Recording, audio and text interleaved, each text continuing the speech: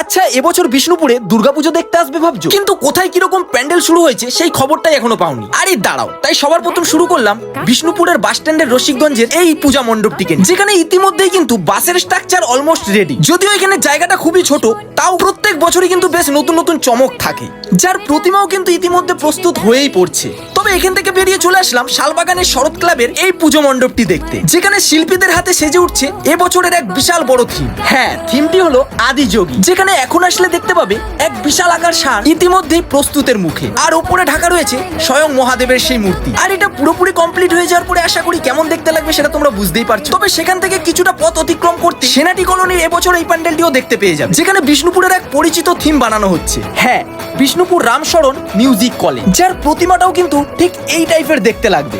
এখন সবকিছুই যেহেতু প্রস্তুতের মুখে, তাই আমরাও কিন্তু অধীর আগ্রহে বসে আছি এই পুরো প্যান্ডেলগুলি কমপ্লিট হওয়ার অপেক্ষায়। আর বিষ্ণুপুরের পূজা মণ্ডপগুলির মধ্যে হাই স্কুলের এই পূজা মণ্ডপটি কিন্তু প্রতিটা বছরই নতুন নতুন চমক আনে। ঠিক এবছরও কিন্তু বিষ্ণুপুরের টেরাকোটা শিল্পকে ফুটিয়ে তুলছে তাদের এই থিমের মাধ্যমে। যাই বলো, এই প্রত্যেকটি পূজা মণ্ডপ কিন্তু বিষ্ণুপুরবাসীর কাছে একটি আবেগ। ও হ্যাঁ, সবশেষে কিন্তু তোমরা এই তিলবাড়ির মণ্ডপটি দেখতে ভুলো না, কারণ এনারাও কিন্তু প্রত্যেক বছর নতুন নতুন কিছু করার চেষ্টা করে আসছে। তাই তাদের এই অক্লান্ত পরিশ্রমের ফলস্বরূপ আমরা প্রত্যেকেই কিন্তু বিষ্ণুপুরের সমস্ত প্যান্ডেলগুলোকে ঘুরে দেখতেই পারি। তাই এই ভিডিওটিকে প্রচুর পরিমাণে শেয়ার করে দাও, যাতে এই আপডেটটা পুরো বিষ্ণুপুরবাসী জানতে পারে। আর হ্যাঁ, পুজোর এরকম রেগুলার আপডেট পেতে আমাকে ফলো করতে কিন্তু ভুলো না।